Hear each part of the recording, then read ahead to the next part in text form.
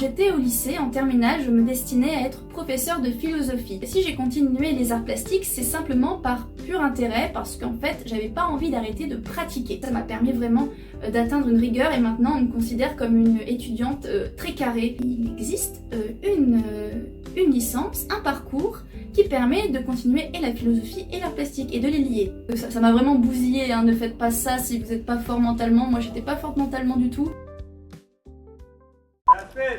Playback and action.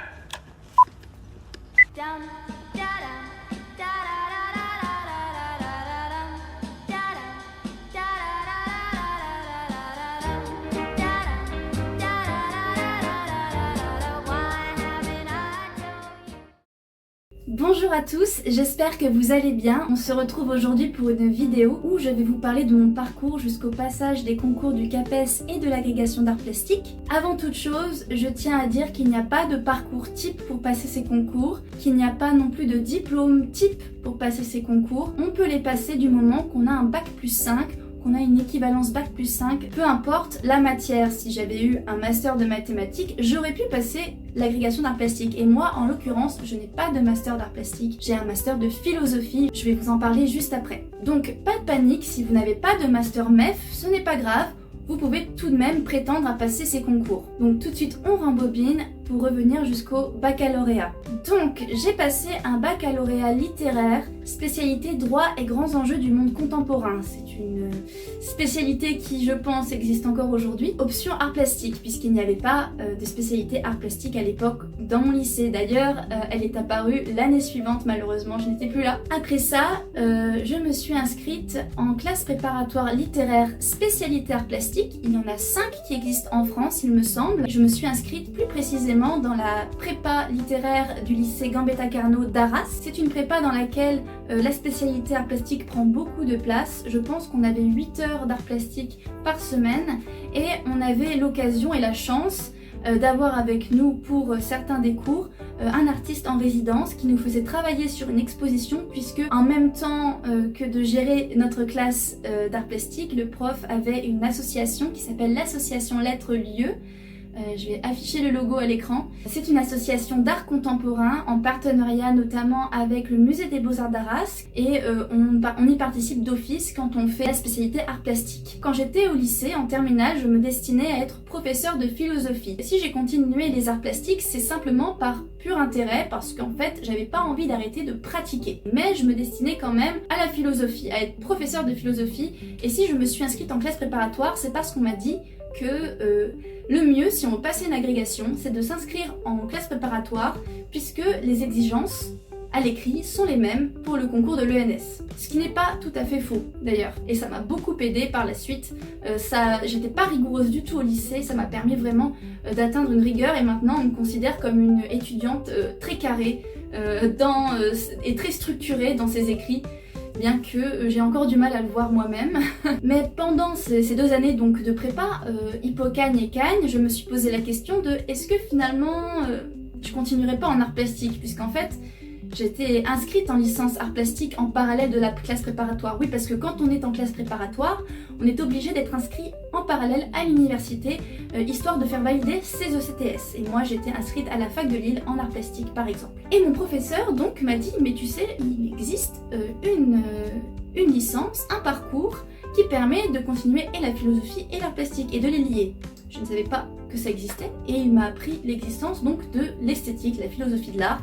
J'en avais jamais fait et je me suis donc orientée après cette prépa vers la licence d'art plastique parcours esthétique de Paris 1, qui est dispensée à l'école des arts de la Sorbonne au centre Saint-Charles. Donc voilà, j'ai vraiment adoré j'avais l'impression vraiment de suivre que des matières qui me plaisaient. J'ai vraiment adoré cette année de licence 3 et j'ai eu des profs géniaux. Malheureusement c'était un peu l'année Covid, donc j'ai pas pu tout suivre en présentiel, mais j'ai eu l'occasion de faire un stage en lycée où j'ai aidé une professeure d'art plastique. C'était aussi au lycée Gambetta, donc je suis revenue dans le Nord pour le temps du stage et j'ai pu l'aider à faire quelques petites choses. Et aussi j'ai pu découvrir du coup le milieu du lycée, le milieu de l'enseignement par ce stage-là. Après cette licence, les masters d'art plastique de Paris 1 m'intéressaient moyennement, puisqu'en fait j'aimais pas trop l'art contemporain et chez Paris 1 c'est quand même bien ancré. En tout cas le master d'art plastique parcours esthétique, il est quand même assez centré sur l'art contemporain, sur les réflexions actuelles, alors que d'autres masters comme par exemple le master de philosophie esthétique à Paris 4 était beaucoup plus global et se basait beaucoup sur les textes, et ça m'intéressait beaucoup, et donc je me suis inscrite dans ce master où j'ai pu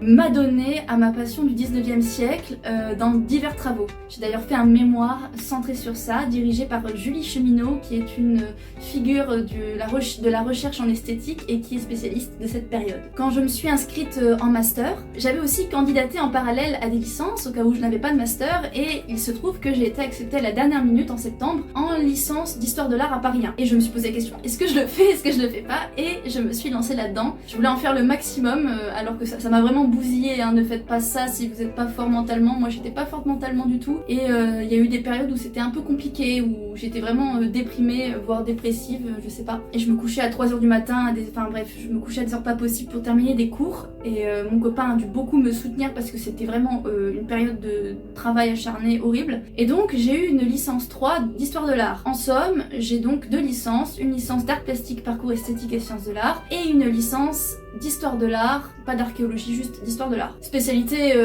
époque moderne si on veut, puisque c'était des cours à la carte et j'avais pris une majeure moderne. Donc j'ai beaucoup étudié aussi tout ce qui est renaissance flamande et italienne. Ensuite donc j'ai fait mon M2, j'ai fait mon mémoire, etc. Après ça, quand j'ai obtenu mon diplôme, eh bien je n'ai rien fait. J'ai arrêté pendant 1 an. Pourquoi? Parce que je savais plus trop si je voulais être prof. Je me disais j'ai peut-être envie de faire un métier de la culture, j'ai peut-être envie de démarrer ma micro-entreprise d'illustration ou de peinture, j'ai peut-être envie d'écrire des articles dans des revues d'esthétique, mais les conditions des profs, ça me fait pas trop rêver. Cependant, il y a une condition qui me ferait peut-être rêver, c'est l'agrégation, mais ça, si je l'ai pas, ben...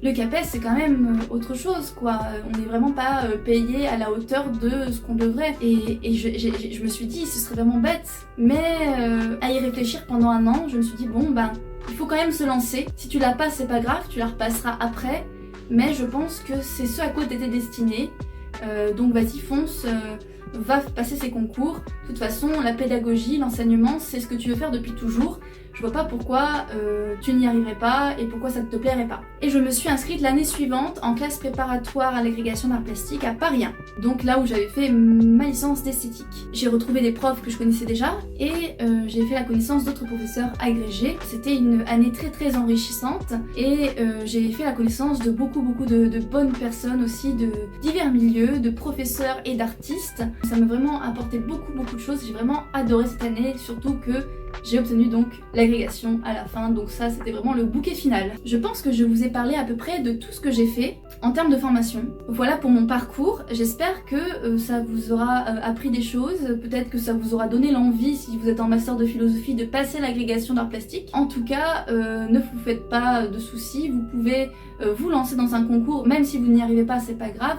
Moi je conseille toujours de, si vous avez en vue peut-être un concours du CAPES ou voilà, essayez quand même de vous inscrire à l'agrégation. Sur un malentendu ça peut marcher, en tout cas moi j'ai eu un peu de chance, ça a marché. Pour conclure, je vous dirais de ne jamais baisser les bras, de pas vous mettre des barrières et de tenter ce que vous pouvez, ça peut être possible. Moi j'ai toujours tenté, quand j'étais au lycée je pensais pas être capable d'aller en prépa, je pensais que j'étais trop nulle pour être en prépa, je pensais que c'était vraiment les têtes de classe qui y étaient, et pourtant j'y suis allée et c'est pas pour autant que j'ai pas réussi, ça m'a d'ailleurs beaucoup aidé. Donc moi je vous encourage à y aller et je vous encourage aussi à viser des bonnes universités. Après la prépa je me suis dit bon ben je vais essayer de tenter Paris, mais la Sorbonne ça me paraît prestigieux, on me prendra pas. Bon c'est pas si prestigieux que ça en vérité, il y a un certain prestige à avoir fait la Sorbonne tout de même dans les esprits. Donc tentez et peut-être que ça marche. Et voilà, bref. Je vous laisse, merci d'avoir regardé cette vidéo, n'oubliez surtout pas de boire de l'eau, on est en canicule, je tenais à faire passer ce message. Je vous souhaite une très belle journée ou une belle soirée si vous regardez cette vidéo en soirée, et on se dit à bientôt dans une prochaine vidéo. Ciao ciao.